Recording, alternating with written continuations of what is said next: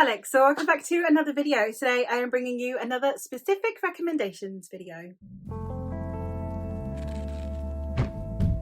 I have a series ongoing here on the channel at the minute where I am giving you some more specific book recommendations. At the minute I have been going through the vibe of the stories and then I'll move on maybe to tropes or something later on down the line. But at the moment, we're on vibes. And the vibes we're going to be talking about today are some idyllic, whimsical fairy tales. I have already done a whimsical fantasy video, which I will leave linked. This one is more that it has that fairy tale, but in the nice and pretty atmosphere vibes. And then I have another one coming a bit later, which is darker and more eerie and unsettling. There are a couple here that tiptoe the line. I'm not quite the flowery kind of girly, so there are some here that toe the line, but they fell more in this one than the other one, so here we are. However, I'm going to stop rambling and we're going to get straight into the books. The first one that I'm going to talk about is the one that definitely tiptoes the line for me because it has some very dark topics, but it also very much has this comedic tone, this tone of levity. It feels like a new modern fairy tale, and that is of course Nettle and Bone by T. Kingfisher. This is one that I buddy read with my friend Eleanor, and I had such a good time reading this book, and I can't wait to continue reading more T. Kingfisher books because everything I've read by them has been either 4 or 5 stars as it currently stands. And this was just one that was so much fun while tackling some incredibly intense topics. It was discussing things along the lines of, we have domestic violence and we also have kind of the pressure on women to have babies and the kind of toll that takes on your physical and mental health. But the tone and the way that this character moves through the world, it was still so filled with hope in this darkness. You have this very cute romance that happens along the side. You have Bone Dog, who is the cute animal companion. We have a couple of old ladies who are feeling like they're past their prime until they get roped into things. We have the feeling of inadequacy, just a lot of people coming together, people who don't quite fit in, suddenly finding their people. So it has this layer of wholesomeness on the backdrop of something really horrific, because we are following our protagonist as she is the youngest of 3 daughters in this smaller kingdom that abuts a much larger kingdom. So to ensure an alliance, the eldest sister is married to the crown prince of this kingdom. However, not long after she is married, she turns up dead. So to ensure the alliance continues, they send off the second daughter. However, with the full awareness that anyone who marries the youngest daughter would be considered a threat, they send her off to a nunnery instead. So when her sister has a baby and she goes to visit her, she sees that her sister is in fact being abused. But there is nothing that our protagonist can really do about that, because otherwise it will put in jeopardy the entirety of her people. Therefore, we are following her as she sets out to find a way to liberate her sister without it harming her people. And that's the story. Along the way, she gets herself a merry band of followers who are all going to give her a hand taking down someone who is being violent to her sister. And I really loved this narrative, and I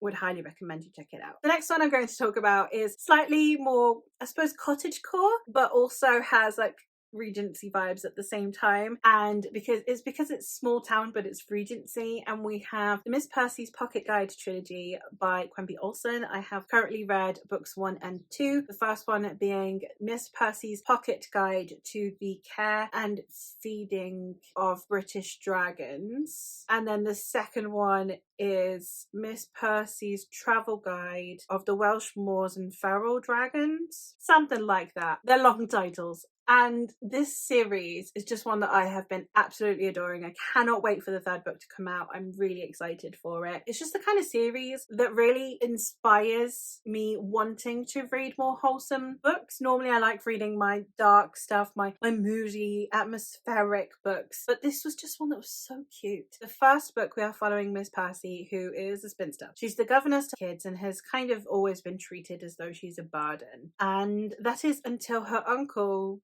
leaves her his inheritance, which happens to be a dragon egg. And then unfortunately, the dragon egg hatches. So along with the assistance of the local priest, she needs to go and find a way to take care of this dragon and see what to do with this dragon. It's such a wholesome story because it's a romance between people who are arguably past their prime by normal novel standards, and yet we are seeing them blush, we're seeing them get butterflies, we're seeing them go through all of the things that you read in YA, but through the understanding of them being people who are older and more mature and are ready to understand another person's feelings and very ready for love, and it's so cute. And then we have this tiny dragon, and as you can imagine, it's like having a Rottweiler, you know, it's just having this big thing that poses such a nightmare, you know, but also so adorable. It's like it's gonna knock things over, it's gonna break things. In this case, it's gonna set stuff on fire, but at the same time, it's so cute. And all of these people that are really interested in this dragon, and people who believe that the dragon should belong to them because they once were in possession of the dragon, her dynamics with her family, namely her sister, who is an absolute cow. And I just have such a great time with this series. As I said, desperate for the third one to come out sometime soon so I can read it. While you wait with me for the third one, you should catch up on 1 and 2 if you've not read them. The next one that I have is one that is also quite on the romantasy side, and that is The Wolf and the Woodsman by Ava Reid. This is one that is Little Red Riding Hood ish kind of retelling. In it, we are following a young girl who is in a village where they will sacrifice a girl for the king. So the woodsmen have come to collect their girl, and as she is the only girl in her village with no powers, she is naturally the one that is served up on a silver platter, and therefore she is taken. However, along the way, all bar one of the woodsmen have in fact been killed. And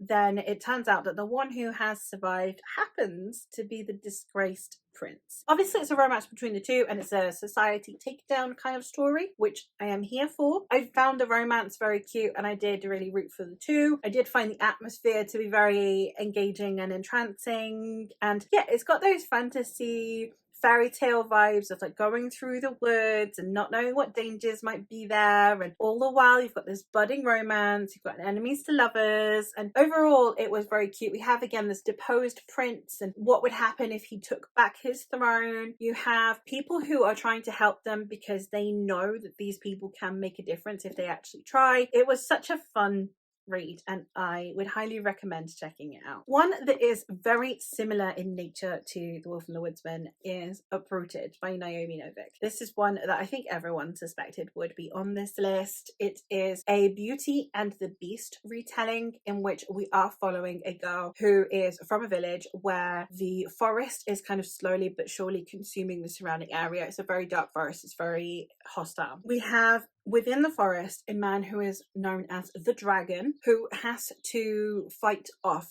this forest, and he needs a girl from the village for 10 years to be able to help him. So every 10 years a new girl is sent to the dragon, and it tends to be a girl who is very strong, very beautiful, very powerful. So everyone assumes it is going to be Cassia, Agnieszka's best friend. She's the only person that actually befriended Cassia because everyone else kind of assumed from very early on that it would be Cassia, and therefore there was no point in having her in their lives. However, it turns out that it ends up being the less attractive, rather meek, rather weak Agnieszka, who happens to have some secret magical abilities, that gets taken with the dragon to help fight off this forest. And of course, what is different about this one is that this is the be-all and end-all, the cataclysm, the how to stop girls constantly being sacrificed for 10 years to the dragon. I really enjoyed this one. I think that this is one in its own way. It is kind of the one that kickstarted this whole romantasy standalone based on fairy tales, because this is definitely the one that popularized it. Another one that would fit in this vein that I've not got on this list because it's another one that's just immensely popular and you've all heard of, but the World of Wood series by Hannah Witten, for exactly the same reasons as this one. That's why that was not officially on this list, because it's exactly the same principle. You have the first one is a Beauty and the Beast / Red Riding Hood retelling, similar vein to this one and The Wolf and the Woodsman. So if you like one of these, you'll probably like the others. And the last one that I have is actually a classics retelling, but has very much got like cottagecore vibes for me for some reason, and that is Heartstone by L. Catherine White. This is a Pride and Prejudice retelling,